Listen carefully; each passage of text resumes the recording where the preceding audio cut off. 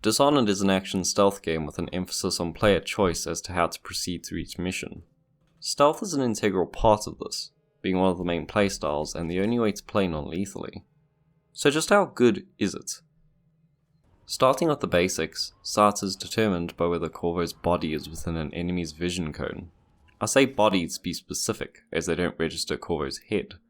This isn't a problem for the most part, but becomes significant when leaning, as enemies can't see you if you peek around a corner. This is far too forgiving and results in many cases where enemies are staring directly at you, but can't see you. I can accept it when hiding behind a barricade, but poking your head out shouldn't be the same. Sound works fine for the most part, but there are times when enemies can hear you from larger distances than normal. This enemy can't hear me walking over here, but can hear me running all the way down here. This can lead to unfair detections and causes a larger problem when all of the enemies are drawn to a noise. In areas like Dunwall Tower, this can result in you being bombarded, or all of the enemies being crowded to one point. It can also draw out targets who would be more interested in keeping themselves alive. Moving on, enemy detection itself is measured on a meter, ranging from unaware to suspicious to alerted. This is standard for stealth games, but the suspicious phase works differently. Normally you'd expect an enemy to investigate where they saw or heard the player, but in this case, the enemy just stares in that direction. You'd expect them to see what is happening more carefully. It would make stealth more dynamic as you'd have to move away quickly, finding another place to hide. But the guards are stuck looking very awkward, like they don't know what to do. When actually detected, enemies draw their weapons and run toward your location. This alerts other enemies close to them, which is normal, but at least an enemy won't attack you alone if they have friends nearby. If you escape, guards will continue looking for you in the area, and even check under objects where you could be hiding. If the enemy is the one that detected you, then they will be in the increased alert state permanently, but guards who didn't see you will soon give up and continue their normal routine. The system works well, as guards simply won't forget you were there. It also provides a chance for most guards to return to normal if you escape quickly enough. Cones of vision are linked to head movements, rather than where enemies are moving or facing. This gives the stealth more depth, allowing the player to perform certain actions that would otherwise be impossible. Things like approaching an enemy while they are looking the other way, being able to steal a coin pouch at the right moment, or just avoiding detection. It can also make sneaking more difficult, as guards will tilt their heads towards you if they see or hear you. It requires paying more attention to enemies, which encourages a more careful approach while still being rewarding. That being said, the vision cones are too narrow, and while head movements can compensate for that, it isn't enough most of the time. So guards barely have any peripheral vision, resulting in many cases where you should definitely be seen, but aren't. This gives an advantage to the player which shouldn't be the case, and makes determining whether an enemy can see you more confusing. Another problem with enemy vision is that enemies can't see very high. These whalers refuse to detect Corvo when he's clearly able to be seen. It's likely why vantage points are so useful, but we'll get to that later. In contrast, guards can sometimes know your location without any hint that you're there. This occurs if you've escaped from an enemy and the detection meter drops back to level 3. At this point, if you aren't in cover, guards will look at you regardless of where you are. This is quite strange, but enemies can't see through glass or windows. While it isn't major as they aren't common in missions, it can lead to embarrassing moments when guards should definitely see you, but glass is treated as a wall. Like, look at this. Going on to pathing, the enemies patrol the area as you would expect, but what's neat is that they will have additional actions while doing so. That can be smoking, leaning against a wall, peeing, along with other things. It isn't major, but helps believe they're regular guards patrolling an area. They aren't robots with rigid movement patterns. Other than that, enemies will often talk and make other sounds, supplementing the footsteps you can hear. While this isn't always the case, it's a neat feature for understanding where enemies are, and is fitting for regular patrols. With this, their general movements work well for most of the game.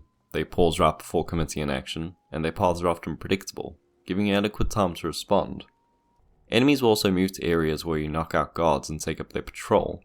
This means hiding bodies is more important, as there's still a chance enemies will find them. However, pathing isn't perfect. There are times when guards have awkward movements you can't predict. The most severe case is when they suddenly turn around while walking. This can result in many unfair detections, as there's nothing to indicate the change in movement before it happens. I don't understand why this is the case when a solution is already present, having guards pause briefly before turning around. The other pathing issues include guards bumping into each other, walking in arcs, and other weird behavior. Guards also don't replace way oil tanks. They will acknowledge that it has run out and even go and check, but they never replace them like they should. While these traits are shared by most enemies in the game, there are some unique ones that are worth mentioning. The tall boys can see you over normal barricades, which can provide an interesting challenge. The whalers are positioned higher up, giving them a wider view of the area, and making them more difficult to sneak by. Sometimes they act strangely though, like deciding to look at a wall for a while. This could be looking behind them to make sure you're not there, but they stay that way for far too long to be reasonable. It makes them easier to sneak past, and they just look like they're staring at a wall. The watchtowers detect the player with a spotlight and have a high view of the area. These have many issues. First of all, they'll detect the player nearly instantly, which is unfair compared to the rest of the game. Secondly, it isn't obvious when they can detect you, as its field of view is far more vague than regular enemies. And lastly, these things trigger immediately if another enemy detects you. How does it do this? What's worse is that it alerts the entire area once it attacks you. This means there's no chance to eliminate the guard before the area is made aware of you. The main stealth tools are the sleep darts and stealth boots upgrade. While other weapons can be used, I'll only be discussing non-lethal options, as those will be the main choices in a stealth playthrough. Already you can tell this is quite limited, and having more tools for stealth would be preferable. But since the game has powers to supplement those, it isn't that big of a deal. That's not to say the powers are good, as we will get to later, but that there are other things that you can use. The sleep darts can incapacitate an enemy from a distance, and can also be used to take down a guard quickly. These are well balanced, as the max capacity is 10, which is suitable with how useful they are. The stealth boots upgrade removes the sound you make while walking, and on level 2 while running. The first level is fine, but the second level removes having to consider the noise you make completely. It takes away another element the player has to consider. Call this one an opinion, but I don't think that caters to a better stealth experience. Corvo has many powers you can use in stealth, all of them giving some benefits or different approach to a mission. Dark vision allows you to see people through walls, as well as see their vision cones. This power removes many elements that make stealth challenging, such as keeping track of enemy locations, evaluating when an area is safe to move through, determining whether a guard is alone, and if they're able to see you. While these might seem small, they are a large part of what makes stealth engaging. So it makes the stealth system far more simplistic without anything being included to offset that. You never lack information on how you can proceed. You never need to be careful. You already know where all of the enemies are. There's not much of a challenge after that. Another problem with dark vision is that it makes peeking through keyholes and around walls obsolete. These assist in navigating through each mission, but there's not much point in checking to see if an enemy is around the corner when you can see them through the walls. The same goes with checking through keyholes. You already know what's on the other side. Blink is the teleportation ability, which allows you to quickly move between points without being seen or heard. A common challenge in stealth games is to balance speed, visibility, and noise while progressing through a level. The first determines the latter two. Running causes louder footsteps as well as making the player more visible, but gives the fastest movement speed. These are basic concepts, but show the balance between being able to move fast versus discreetly. This isn't to say you can't have faster movement speed in a stealth game either, but they require some limitations or changes to compensate for it. But Blink doesn't have that. You can move fast quietly and without being seen. This makes it the safest way to move and requires nearly zero risk. It reduces the challenge in stealth considerably, as there is rarely a chance for enemies to detect you. Even if you do make a mistake, Blink can save you from being seen if you use it fast enough. What's worse is that this can be used to skip many parts of the game coupled with vantage points, but that will be covered in the next section. Bend time slows down time around Corvo. On level 2 it stops time completely. This isn't that useful on level 1, as enemies can still see and hear you, but on level 2 they can't detect you at all. Like Blink, this allows you to skip many sections in the game. Only here it is much worse, as there isn't even a chance that enemies can detect you.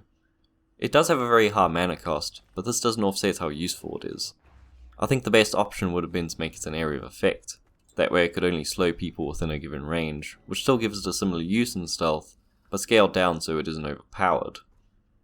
Possession can be used to take control of any creature. On level 1 this is limited to rats and hagfish, but level 2 allows possession of humans as well. This can be used to move without being seen, but has a time limit, so moving to hiding spots before it deactivates is important. This and its high mana cost encourage a more strategic use of it to remain undetected. Unfortunately, it can still be used to easily bypass many areas without being seen. This is done by chaining from enemy to enemy. The rats are also very useful as they move faster than humans and have a longer possession time. One risk that is present is being killed instantly by guards, but they move so slow that this isn't a challenge. It's a shame, as it would have made it more interesting if guards were more of a threat in this form. Overall, I've been very negative of the powers. As mentioned for each of them, this is largely due to the fact they reduced the challenge of stealth considerably. Easier difficulty alone isn't a good criticism, but these powers remove many aspects that make stealth engaging. There's not much of a reason to be involved in a stealth system where it can easily be subverted, and that is the core issue, reducing how you interact with stealth. Needing the player to restrict their options shouldn't be necessary. The level design is based around giving the player a variety of approaches to get through each mission. This could be going around an obstacle, trying to get through it, going above it, or using a power like possession to take a different path. However, many of these options undermine other routes. This is largely due to every mission having paths which can avoid many or all enemies. These skip stealth sections without being difficult to find or providing a different challenge. You can get straight to the High Overseer using Blink without putting yourself at risk of detection. The Golden Cat can be entered using the rooftops, being able to avoid all enemies outside. Sokolov's house can be avoided by using this chain, and even if you do go inside, there are routes that subvert all walls of light and guards. And the Lord Regent's bedroom chambers can be accessed immediately using Blink. These aren't all of the examples, but it proves the point. Much of the game can be skipped with how the levels are designed. This is detrimental as it makes the other options provided to you pointless. It also reduces how often you need to engage with enemies. And there's not much point in playing the game if you don't do that. A large number of these skips are available from vantage points. The problem is that you're completely safe from enemy detection when using them. So these function as common paths to move through each level without risk. This also makes vantage points far superior to any other hiding place. Desks and barriers are less useful as they still pose some chances of being detected, which means that there is less incentive to use them. Talking about tables, they are inconsistent as to whether enemies are able to see you under them. Sometimes they will detect you, and the same situation can be played again and they won't. This has to do with the shorter tables, as the larger ones are always safe to use. I would guess that it is because guards can slightly see your lower body, but I just want consistency here. Either short tables result in being detected or not. Currently it just creates a lot of confusion as to whether you're safe. Another problem with the level design is the keys. They are irrelevant for the most part as doors are very easy to bypass. Take this one, you need to steal a key from a guard to get through it, but you can simply go out the window. The key to doubt areas are many of the whalers, so it is very easy to obtain. At the elevator on Kingsbarrow, a few guards have keys for it, but you don't even need them as you can hop in through the top. Why even have keys in the first place? There are exceptions to this, most notably in Dunwall Tower, where there are many locked doors that have other routes that aren't simple. It's just a shame this wasn't more common. These issues undermine stealth and many good challenges. Having to go room by room in Dunwall Tower is far better when you don't have access to the chandeliers. You actually have to be careful when sneaking past guards. The stealth being well realised like this is the same with many missions in the game if you remove routes like vantage points and other safe paths. Much like the powers, this means the best way to engage in stealth is not to use them. The missions in the game do have some general awareness of your actions. What I mean by general awareness is changes in other parts of the level if you are detected. Some good examples include the lockdown at Holger Square, which restricts entry points into the building and changes some enemy placements. Custis and Morgan's dialogue changes to account for Corvo's presence. Nobles flee if you make a mess outside Boyle Manor, and Burroughs retreats to a safe room in Dunwall Tower if an alarm is rung. These assist in making the settings seem real and like the people within them respond to events that occur. And while these are good inclusions, there are many missed opportunities. If an alarm is rung in Holger Square before going to the meeting chamber, lockdown doesn't happen. Campbell and Kerner will also act normally until their sequence finishes. It's worse in this case as you can even throw a grenade at the door and they'll carry on like nothing happened. At Boyle Manor, guards outside don't react to you if you cause a commotion inside. In Dunwall Tower, all of the guards act normally if the alarm outside is rung, even though they acknowledge the disturbance.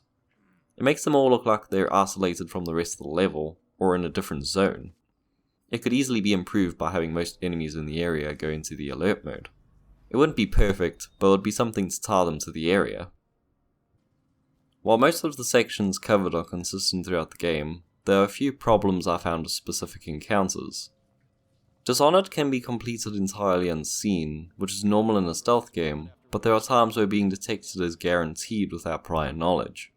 The only way to do the Granny Rag Slackjaw confrontation non-lethally is to save Slackjaw, but Granny Rags will detect the player without much of a warning, either responding to you accepting to help Slackjaw, or teleporting to meet you in a room when you place the Boyle cameo in the furnace. Revealing yourself to Hiram on the computer will get you detected from these two very polite guards without much of a warning that could happen. This could have been improved by making them arrive after the chat with Burroughs. It would also fix them just standing there. A more minor encounter is the Whaler ambush. First time around there's no reason to expect it, so unless you're using dark vision you're guaranteed to be detected. Besides the Granny Rags encounter, these are very easy to avoid when you know about them, so aren't major problems. Lady Boyle's last party features a significant amount of social stealth. This isn't suited to Dishonored, which has clear many flaws in the level.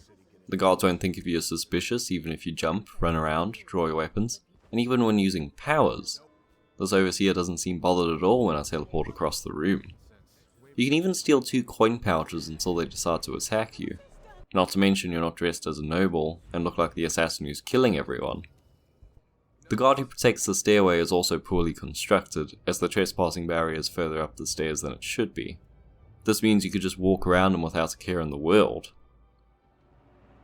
To finish up, the stealth in Dishonored has many problems, from limited enemy vision, to levels that don't encourage engaging in the stealth system, to tools and powers that subvert many challenges present. It's a shame as this overshadows some of the better parts of the game. Pathing is generally very good, head movements make stealth more interesting, and the levels have a lot of potential. Unfortunately, the best way to see those strengths is in a no power playthrough while limiting several options available. This means most people only see the best parts, making the stealth system far worse than it could have been.